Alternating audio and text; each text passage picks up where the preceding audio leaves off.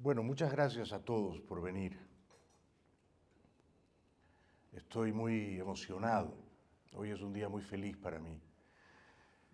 No solo porque estoy celebrando con ustedes la publicación de esta novela, Los Genios, sino porque hoy, hace 12 años, en Miami, vestidos ambos en pijama, hacia las 2 de la tarde, nos casamos Silvia Núñez del Arco, que está aquí presente, y yo.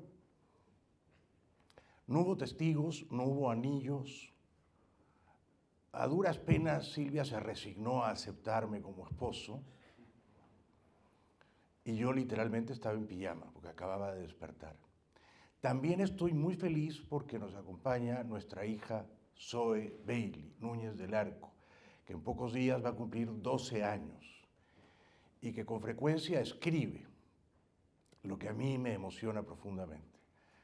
Gracias a Silvia y a Zoe por acompañarme y por haber traído tanta felicidad impensada, inesperada a mi vida estos últimos 12 años. Quiero extenderme las gratitudes. Quiero agradecer a Galaxia Gutenberg por arriesgarse a publicar esta novela que de todas cuantas he publicado es la más arriesgada, la más peligrosa y también la más ambiciosa. Siempre he mirado con admiración el catálogo de Galaxia Gutenberg.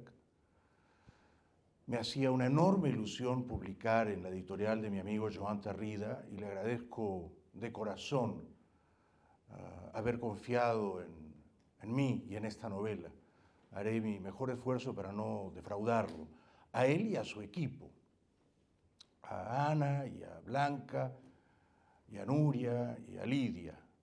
Todas ellas mujeres infinitamente más inteligentes que yo, que con su mirada, sumada, claro, a la de Joan, han enriquecido mucho la novela. Vargas Llosa y García Márquez, como ustedes saben mejor que yo, se conocieron en el aeropuerto de Maiquetía, en Caracas, en 1967.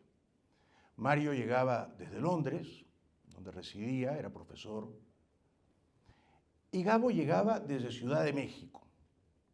En ese momento, cuando los genios se conocen, era Vargas Llosa el genio más famoso y aclamado. Había publicado La ciudad de los perros, había ganado el premio Biblioteca Breve, había publicado también un año antes, el 66, La Casa Verde.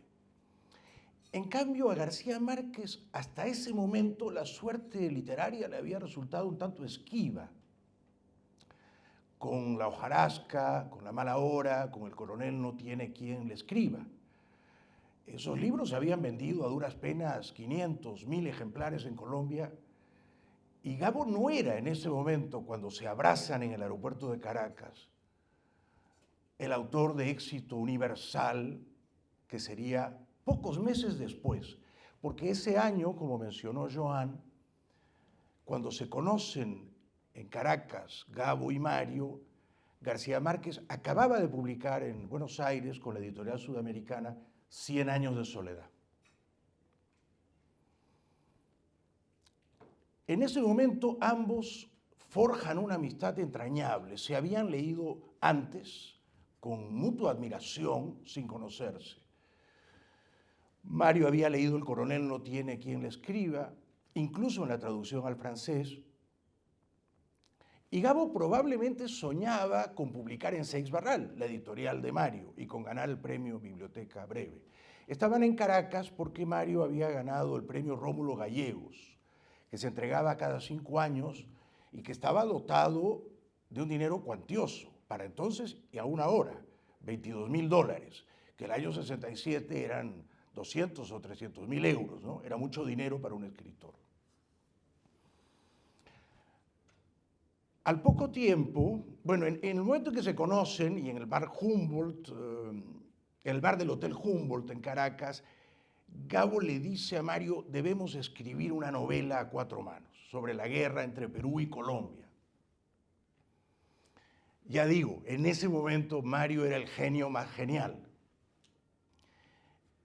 Y Gabo estaba a punto, claro, de consagrarse con 100 años de soledad. gran jefe inca, le dice en el aeropuerto de Maiquetía. Inmediatamente Gabo se propone convencer a Vargas Llosa de mudarse a Barcelona.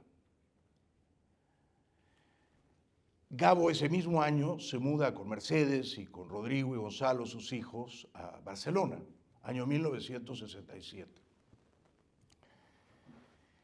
3 años después, Carmen Balcells, prodigiosa agente literaria,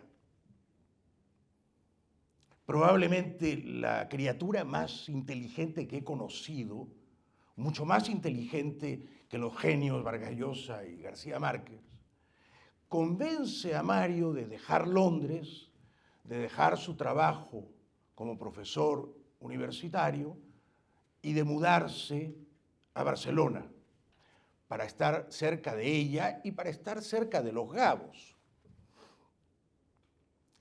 Mario estaba renuente, no quería dejar su trabajo como profesor. Carmen le ofrece un sueldo mensual, un salario fijo, el doble de lo que Mario percibía en Londres como profesor. Y acaba entonces por convencerlo. Los Vargas Llosa se mudan a la calle Ocio número 50 en el barrio de Sarriá, a solo una cuadra, a menos de 100 pasos de donde vivían los García Márquez, en la calle Caponata número 6, en Sarriá.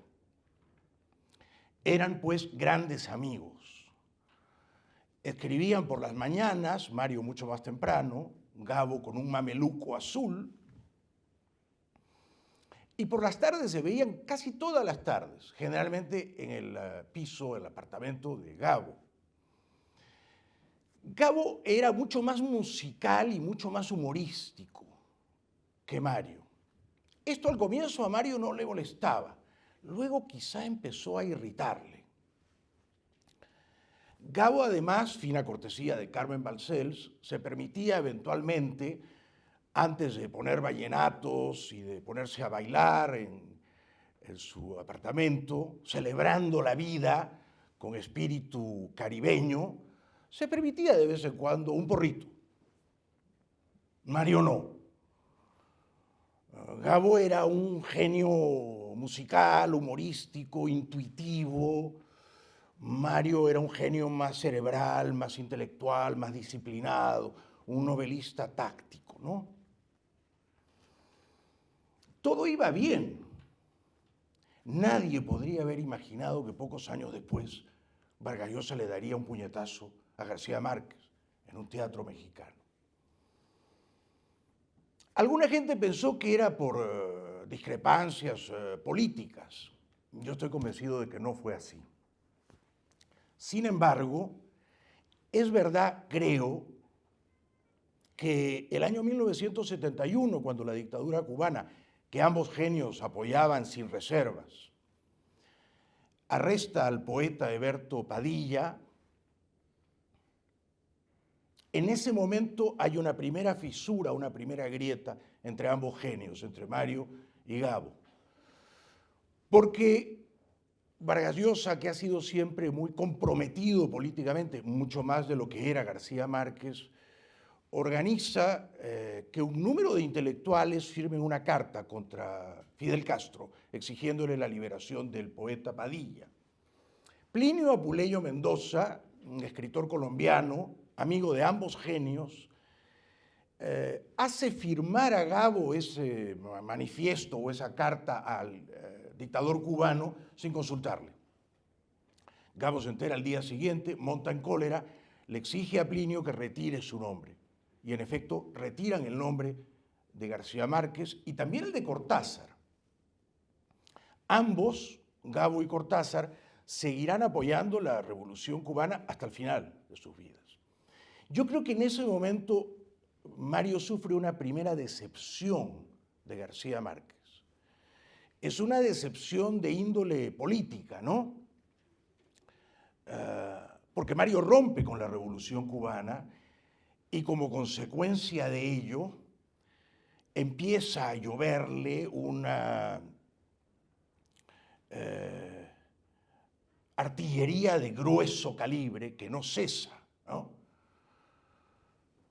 Estamos hablando del año 1971. Era muy infrecuente que en ese momento un intelectual latinoamericano rompiera con Fidel Castro y con la Revolución Cubana. Vargas Llosa tuvo ese valor.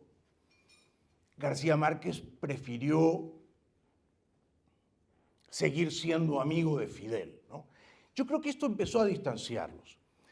Luego, en base a lo que yo he podido investigar, hubo otra decepción para Mario. Fue el año 1974. Ese año, Vargas Llosa y su esposa Patricia y los 3 niños, Álvaro, Gonzalo y Wanda Jimena Morgana, dejan Barcelona después de vivir 4 años en esa ciudad. Y zarpan en el barco de bandera italiana Rossini desde el puerto de Barcelona hasta el Callao. Habían resuelto mudarse a Lima. Patricia necesitaba ayuda doméstica, ¿cómo no comprenderla?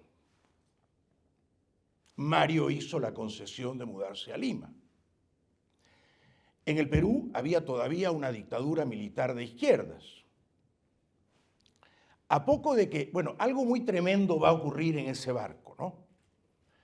Xavi Allén lo ha contado en aquellos años del boom, pero con apenas 2 líneas pudorosas, ¿no? Pero en el barco ocurre algo tremendo, ¿no? Vargas Llosa conoce a alguien y su matrimonio bien avenido con Patricia va a sufrir una crisis profunda, ¿no? Tanto Carmen Balcells como García Márquez, que creían en las brujas y en las videntes y que eran supersticiosos, le dicen a Mario, ten cuidado, hay un peligro, un riesgo en ese barco, mejor no te embarques, algo malo va a pasar. Pero Mario, más racional, más cerebral, no les hace caso. Bueno, algo tremendo pasa en el barco, no lo voy a contar para no estropear la novela. Pero a poco de llegar a Lima, el dictador peruano de izquierdas, Velasco Alvarado, cierra, o quiero decir mejor, confisca 2 periódicos muy influyentes en el Perú, El Comercio y La Prensa, además del Correo y Última Hora. Vargas Llosa condena ese zarpazo contra la libertad de prensa. García Márquez, en cambio, de paso por Lisboa, lo aplaude y dice que la libertad de prensa en el Perú era una libertad burguesa, para la prensa burguesa, y que Velasco Alvarado había hecho muy bien en cargarse a esos periódicos. Para mí, esta fue una segunda gran desilusión de Vargas Llosa respecto de García Márquez. Ahora bien,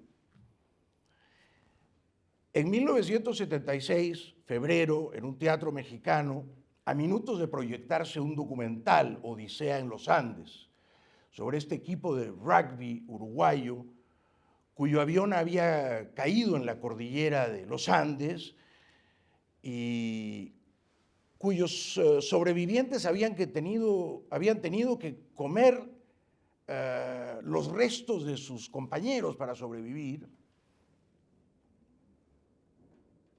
En vísperas decía de que a pocos minutos de que se proyectase ese documental, apareció García Márquez sonriendo, risueño siempre, inmensamente cómodo en su piel y en sus huesos. Había vendido 3 millones de ejemplares de 100 años de soledad y 1 millón de ejemplares de sus títulos al comienzo contrariados, y le dice hermano, hermanazo a Vargas Llosa. Y Vargas Llosa le da un puñetazo. Y Vargas Llosa sabe pegar. A mí nunca me ha pegado, no todavía, pero sabe pelear, sabe pegar. Lo aprendió en un colegio militar cuando tenía 14 años. Y lo derribó, lo tumbó, lo dejó knockout brevemente inconsciente. La gran pregunta es, por tanto, ¿por qué le pegó? Mario, antes de pegarle, o al tiempo que le pegaba, le dijo: esto es por lo que le hiciste a Patricia.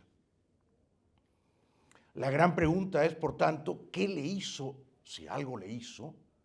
Porque los novelistas tienen siempre una imaginación muy fértil y calenturienta. ¿Qué le hizo García Márquez a Patricia? Esta es la gran pregunta que da origen a la novela, ¿no? Alguna gente despistada o mal informada cree que Vargas Llosa le pegó a García Márquez porque García Márquez seguía siendo comunista y Vargas Llosa ya no lo era. Yo creo que es una interpretación profundamente errónea de lo que ocurrió. Otra gente cree que Vargas Llosa tenía celos o envidias literarias de García Márquez. Yo estoy convencido de que no.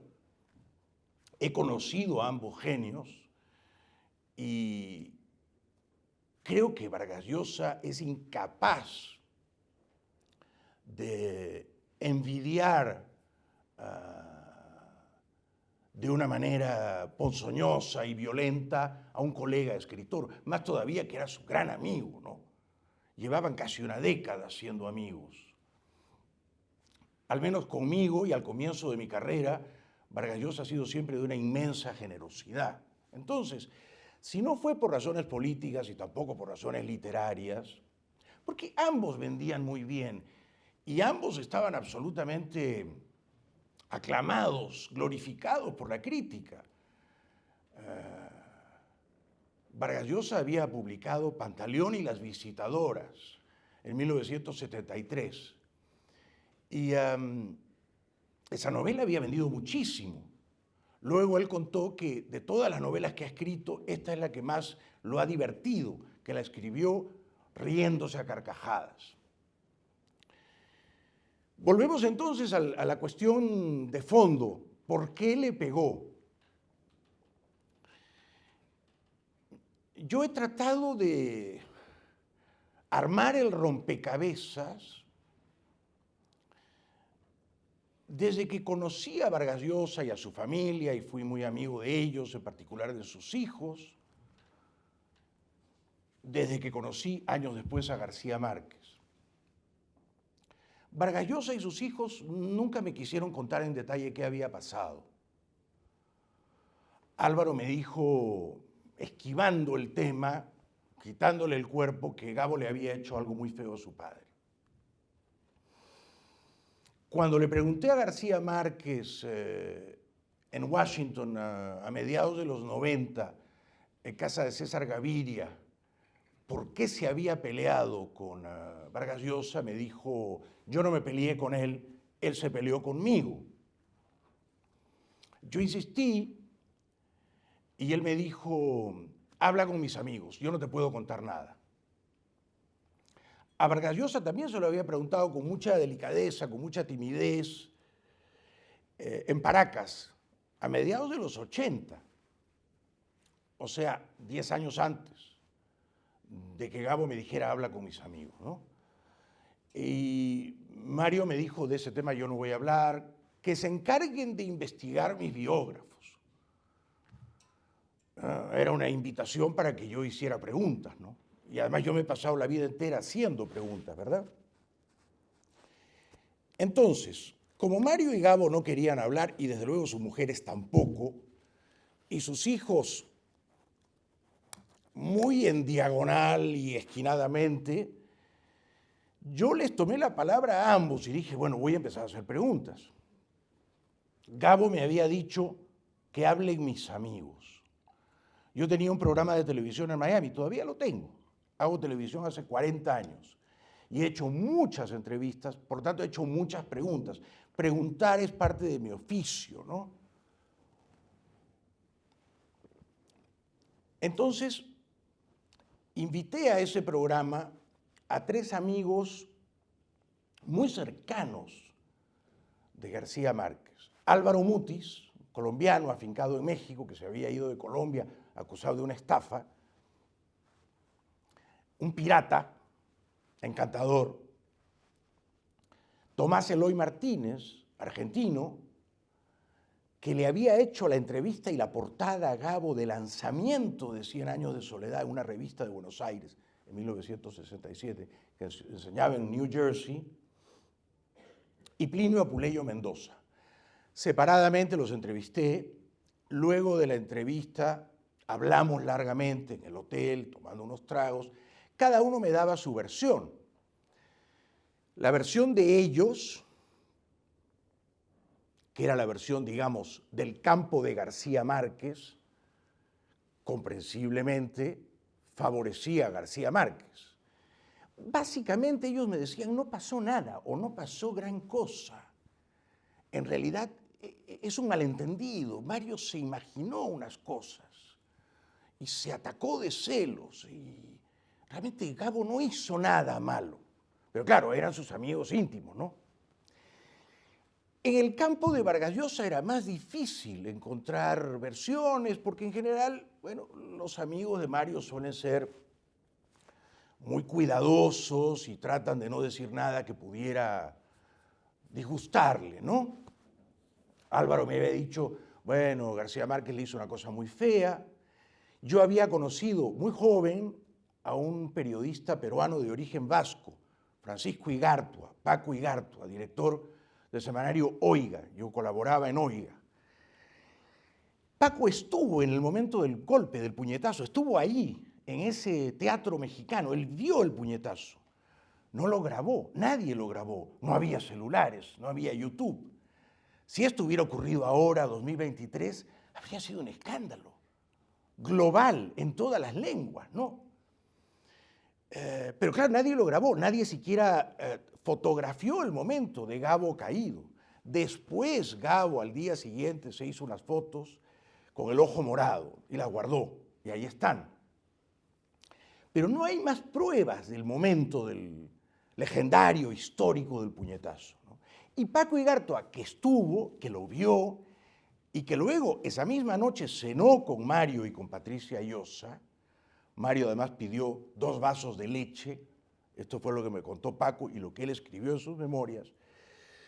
La versión de Paco Igartua no era necesariamente compatible con la versión de los amigos de Gabo. Tanto Paco Igartua, que estuvo ahí y vio el puñetazo, como Álvaro, hijo mayor de Mario, y en mi opinión, una mente brillante y probablemente un hombre aún más inteligente que el padre. Bueno, me dijeron, no, es que algo serio pasó. Y algo serio tendría que haber pasado al menos en la cabeza de Mario, ¿no? No es verosímil para mí, que he tratado de armar el rompecabezas, que Mario le diera un puñetazo por un capricho, por una cosa antojadiza, por una arbitrariedad. Porque no me gustó lo que dijiste de la libertad de prensa en Perú o de Fidel Castro. No. Algo tremendo, algo profundo, algo doloroso tenía que haber ocurrido. Pero la novela se atreve con cierta irreverencia quizá, a penetrar en o a asaltar la intimidad de los genios, porque a lo mejor no pasó todo lo que Mario imaginó que había pasado, o a lo mejor sí pasó todo lo que a Mario le contaron que había pasado. Este es el tema quemante de la novela, ¿no? ¿Qué pasó entre Patricia Vargas Llosa, que en ese momento estaba separada de Mario, y no diré más, pero tiene que ver con el momento aciago del barco Rossini entre Barcelona y el Callao? ¿Qué pasó entre Patricia y García Márquez entre el año 74, mediados, cuando Mario se separa de Patricia, y noviembre de 1975? Cuando muere Franco, Mario está dictando clases en Nueva York, en la Universidad de Columbia, y ya se ha reconciliado con Patricia. En ese año o poco más ocurrió una traición por parte de García Márquez. García Márquez le fue desleal a Vargas Llosa y por eso el genio peruano dejó nocaut al genio colombiano. Esta es la gran pregunta que anida en la novela, esta es la gran pregunta que yo he tratado de responder. No es un libro de historia, no se ciñe a los hechos históricos, pero parte siempre de los hechos históricos, de los hechos reales. No es una crónica periodística, pero la investigación del libro se ha desprendido de mi curiosidad periodística. Preguntar a los amigos de Gabo y a los amigos de Mario, a los hijos de Mario, no he conocido a los hijos de Gabo, ¿qué pasó? Cuéntame off the record qué pasó. Por supuesto yo nunca les decía, porque quizá algún día más adelante, si me animo y si no me paraliza el miedo, me gustaría escribir una novela sobre eso. Mario me había dicho que investigue mis biógrafos, ¿no? Que lo cuenten ellos. La invitación estaba planteada. Quiero aclarar un poco para ir terminando, porque me gustaría que, si así lo desean, ustedes hagan algunas preguntas también, que esta es una novela escrita con profunda admiración, ¿no? Es decir, si dos escritores irrelevantes, mediocres, se pelean a golpes en un parque, a ustedes y a mí esto no nos interesaría en absoluto, ¿no? Si Boris Izaguirre irrumpe en este salón y me da una bofetada, nadie va a decir, caramba, este es un tema novelesco literario y voy a escribir un libro sobre por qué Boris se enojó con Jaime. Pero estamos hablando de dos genios que yo, aún antes de conocerlos, he leído con profunda admiración, que han tenido una influencia capital en mi carrera como escritor, y a los que después he podido conocer en persona. Entonces, a García Márquez no pude entrevistarlo, nunca quiso darme una entrevista, pero hablé con él y me sorprendió, porque cuando nos conocimos en Washington me dijo, ¿sabes qué he leído? No se lo digas a nadie. Estaba en París con Tomás Eloy Martínez, compramos tu novela, me gustó. Quizá era una fábula, ¿no? Quizá me mintió, pero lo hizo con maestría, yo le creí. Y bueno, de Vargas Llosa o de los Vargas Llosa he sido en otros tiempos muy amigo, muy cercano. Entonces yo he escrito esta novela porque los he leído, los he conocido, los he admirado y sigo admirándolos.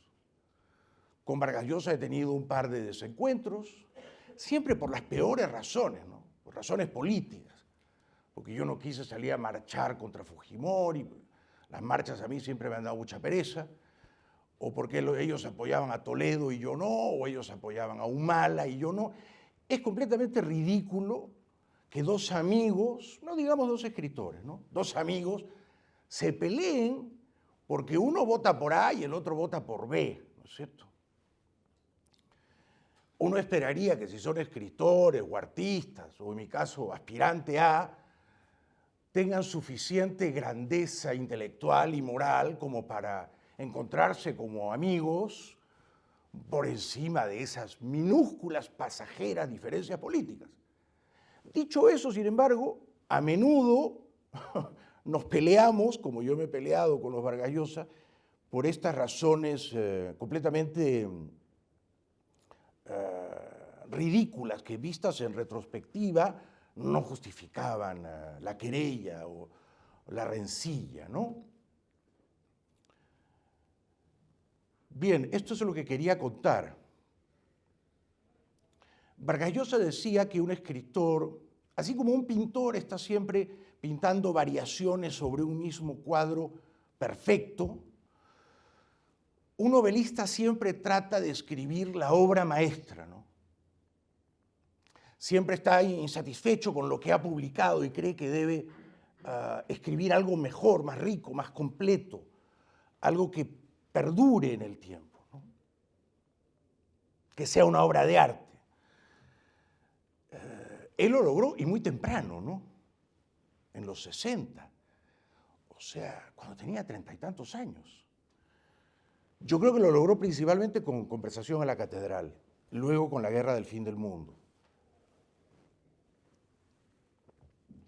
García Márquez lo logró también, ¿no? Alguna gente cree que 100 años de soledad es su mejor novela, yo no. A mí me gusta más El amor en los tiempos del cólera. Yo desde luego no voy a decir que este libro es una obra maestra, ¿no? Me sentiría un embustero si lo dijera. Pero sí creo que digo la verdad cuando les cuento que es el libro que más largamente he tramado y maliciado. Yo empecé a pensar este libro hace 30 o 40 años, cuando conocí en la prensa, un periódico de derechas conservador en el centro de Lima, a Álvaro Vargas Llosa.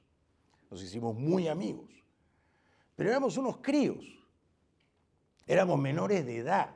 Yo no había cumplido 18 y él es un año menor que yo. Y lo he contado en una crónica reciente. Quizá el origen mismo de la novela es lo que ocurre a poco de conocer a Álvaro. Porque les cuento esta anécdota, tómalo.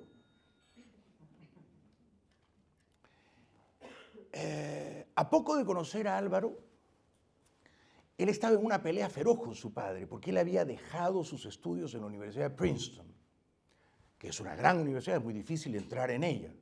A mí no me admitirían seguramente. Y Álvaro se había mudado a Lima y había decidido que no quería estudiar más en la universidad y quería ser un periodista y un escritor. Y entonces su padre le dijo, bueno, si no vas a estudiar, te vas de la casa familiar en Barranco, en Lima. Y Álvaro se tuvo que ir. Luego llegó Mario a Lima y un día Álvaro me dice, está mi padre en Lima, me ha citado en un parque en Miraflores. Va a tratar de convencerme de que regrese a Princeton. Se encontraron en el parque, Álvaro regresó unas horas después y tenía el ojo morado. Y me dijo, bueno, me pegó. Y esto ocurre el año 82, 6 años después del puñetazo a Gabo, ¿no? 6 años después.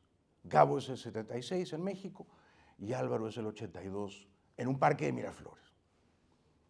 Y Mario era el último playboy de Miraflores. Así lo llamaba su suegro, el padre de Patricia, Lucho Llosa. Pero Álvaro, su hijo mayor, es tan inteligente o tan intelectual como el padre, o más, y tan terco y porfiado como el padre, o más. Entonces fue una gran pelea de egos, ninguno quería rendirse. Pero claro, yo en ese momento dije, caramba, Vargas Llosa es un genio y también es un volcán, ¿no? Es un genio volcánico. A veces hace erupción y cuando expulsa lava, quema. Como queman sus libros, como quema su arte, la literatura es fuego, dijo él, ¿no? Recibiendo el Rómulo Gallegos en 1967 en Caracas. Entonces, claro está que los genios no siempre se portan de una manera genial. A veces los genios, en el ámbito privado, en la vida íntima, hacen cosas que no calificarían como geniales, ¿no? Hacen cosas desmesuradas, exageradas, hacen cosas violentas, excesivas. Por supuesto hubiera sido mejor que Vargas Llosa no le pegase a García Márquez. Allí se murió una amistad. Debió sobrevivir a ese desencuentro, a ese malentendido, ¿no? Hubiera sido tanto mejor que Mario le dijera, me han contado que pasó esto, vamos a tomar unas copas, cuéntame tu versión. ¿Ah? Pero eso no ocurrió. Y el arte proviene generalmente de lo que se torció, de lo que no debió ocurrir, ¿no? Leonard Cohen, el poeta y músico canadiense, decía que nada puede ser perfecto y que de las grietas y las fisuras y las rajaduras, por allí se filtra la luz del arte, ¿no? Bueno, de esa rajadura salió esta novela.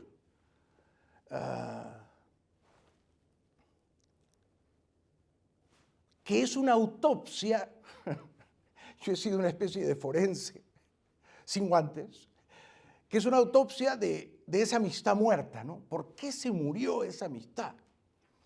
Cuando se muere una amistad, algo en uno mismo que ha perdido a un amigo entrañable, algo se apaga, algo se extingue. El abuelo materno de Gabo, el coronel Márquez, Nicolás Márquez, le decía: tú no sabes lo que pesa un muerto. Y yo creo que un amigo que se pierde es un amigo muerto, es un muerto que pesa, un lastre, un baldón. Y ambos tuvieron que cargar con el muerto muchos años más. Muchos años más. Carmen Balcells, y aquí termino, hizo un gran esfuerzo para reconciliarlos. Gabo estaba dispuesto, Mario no. Gabo más humorístico, Mario más intelectual. Quizá Gabo más risueño y Mario un poquito más rencoroso. No hubo entonces reconciliación como Carmen hubiera querido. Termino recordando dos cosas. Carmen Balcells, a quien conocí, que fue mi agente y que me dijo: por favor, nunca escribas esta novela sobre el puñetazo. Solía decir algo tremendo y con lo que yo no estoy de acuerdo. Decía: Vargas Llosa es el primero de la clase. García Márquez es el genio.